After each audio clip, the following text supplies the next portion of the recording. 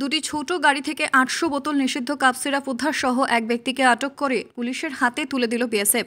ধৃত ব্যক্তির নাম খোকন মণ্ডল, বাড়ি হেমতাবাদ ব্লকের কাকরসিং এলাকায়। জানা গিয়েছে, শুক্রবার রাতে হেমতাবাদ ব্লকের বামৈ সীমান্তবর্তী এলাকায় দুটো ছোট গাড়ি ঘোরাঘুরি করতে দেখে বিএসএফ।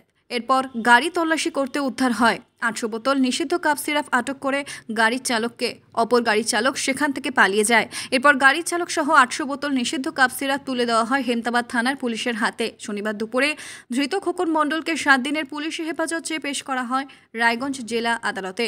হেমতাবাদ থানার আইসি সুজিত লামা জানান, বামৈর বিওপির ৬৩ নম্বর ব্যাটালিয়নের জওয়ানরা দুটি ছোট গাড়ি সহ ৮০০ বোতল নিষিদ্ধ কাপ সিরাপ ও একজন গাড়ি চালককে আমাদের হাতে তুলে দেয়।